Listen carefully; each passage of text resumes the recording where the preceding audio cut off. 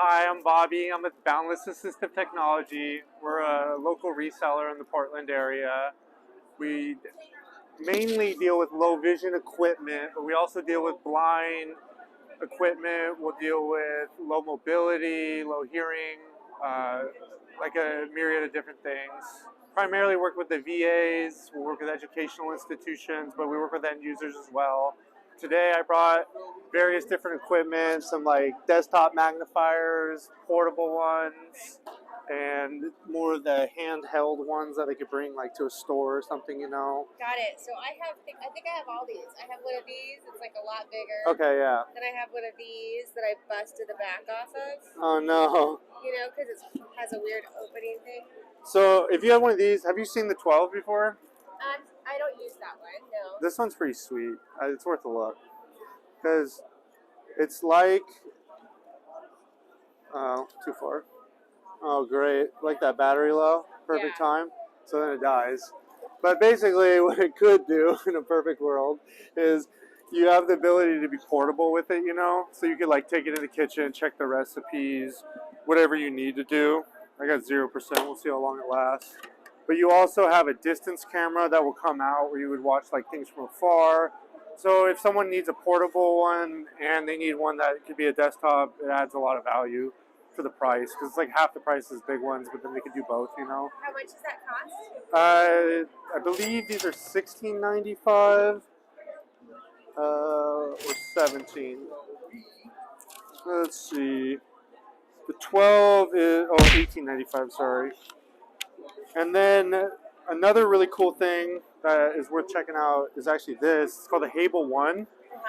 So it's a 6-input Braille device like that of, you know, a Braille display.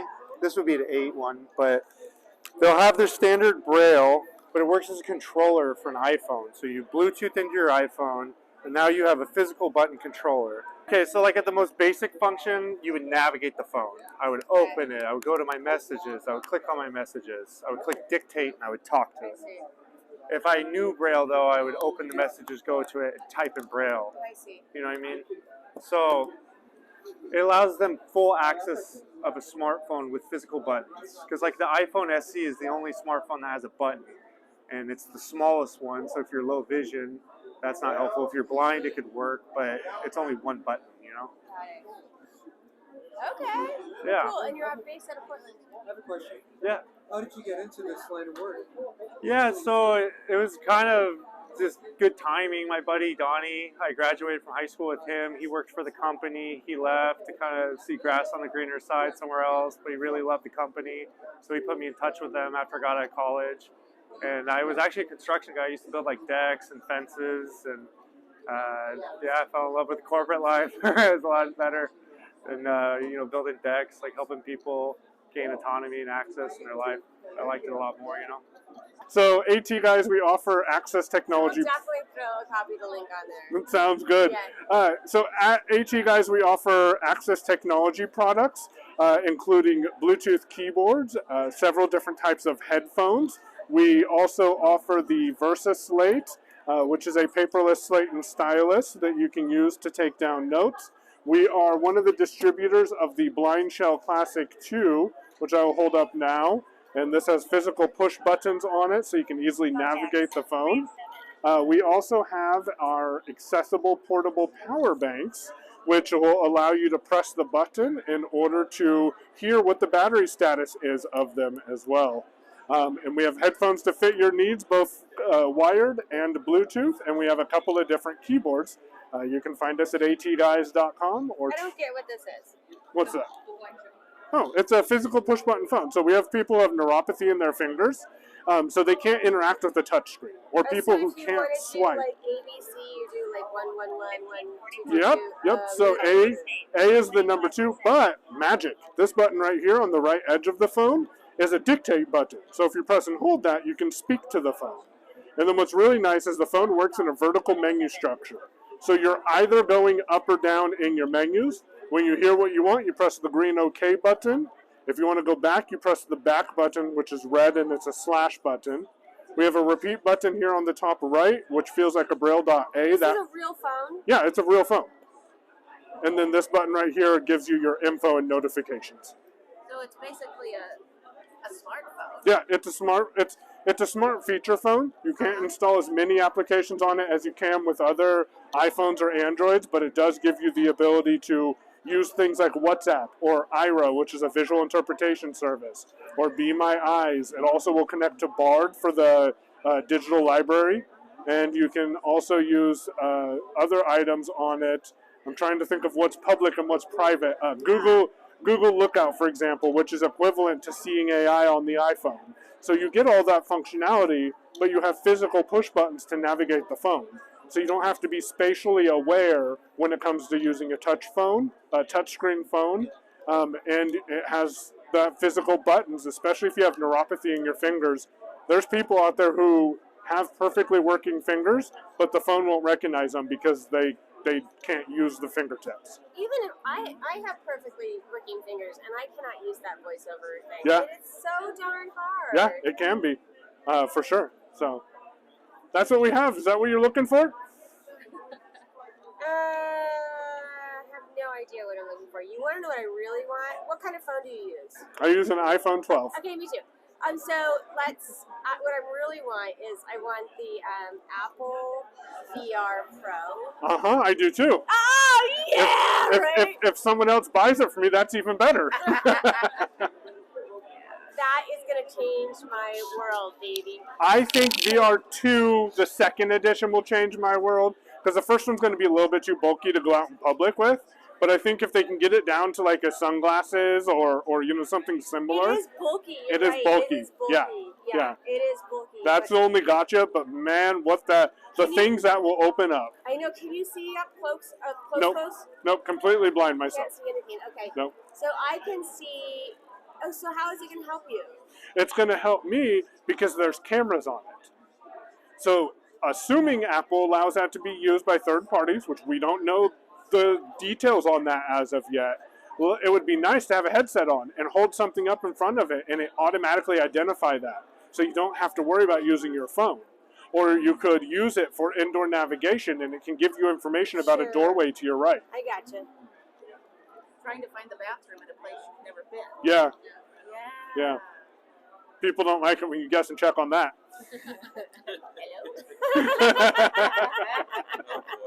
Anyway, yeah, let me show you. So this is word voyance, and it's specifically designed to allow the blind and sighted players to play at the same time.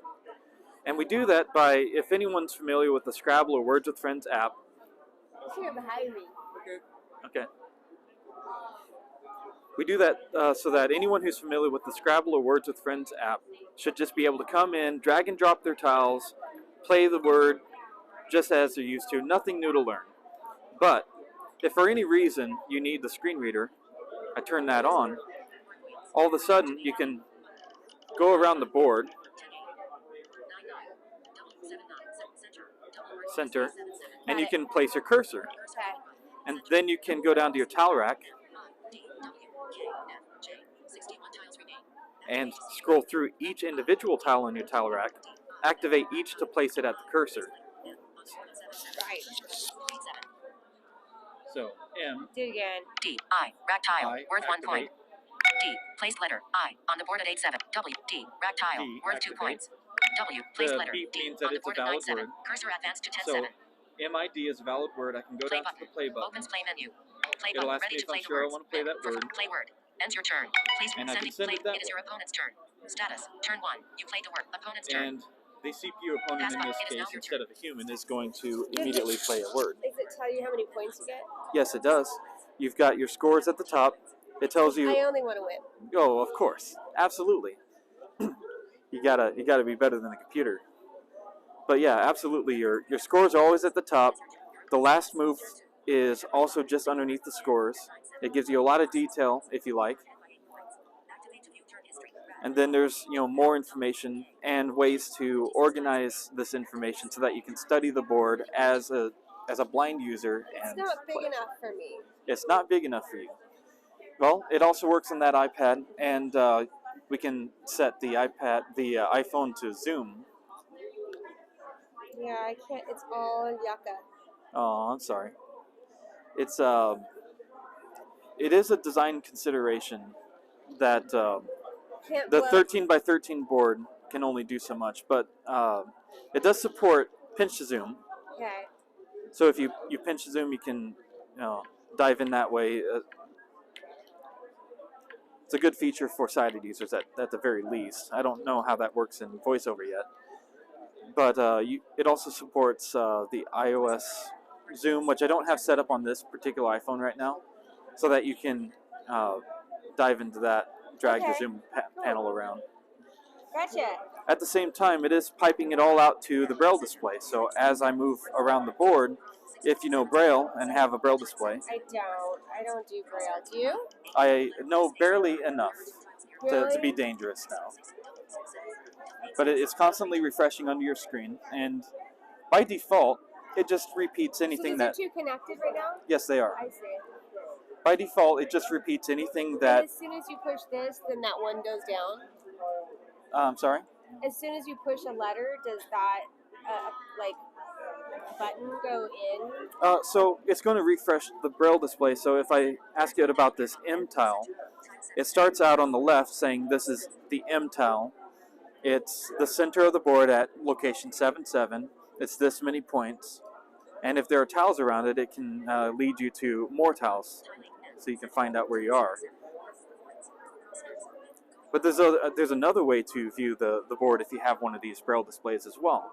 If I go to the overview and look at one of these blank rows at the top, this line right here, 13 characters long, just tells you that there's a lot of blank spaces right here, and it's just one cell per square on the board.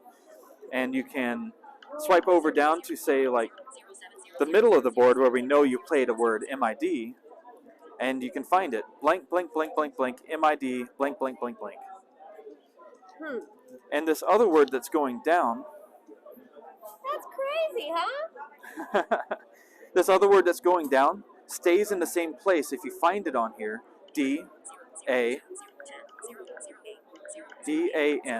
right there. And so, if you have a Braille display and you know your Braille, you can read the board very quickly as any sighted user, row by row and column by column. Find out where you want to play your word, jump back to the game, set your cursor, and start playing your tiles. That's crazy. It's a complex game, and it was a lot of challenging situations to have to code around, but I think we got something that works. Did you guys create this? We did. I'm the developer of Word Voyance. You are? So here's the rack.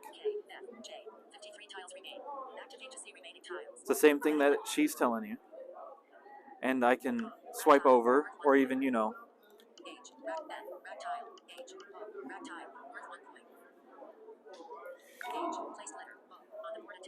Cursor advanced to 11 then, red tile, word Y, red tile, word 4, then, red tile, word 2 points. Y, place letter, then, on the board. Oh, that's French. So no French words. But if you make a mistake, you can double tap on the letter on the board, and it returns to the rack.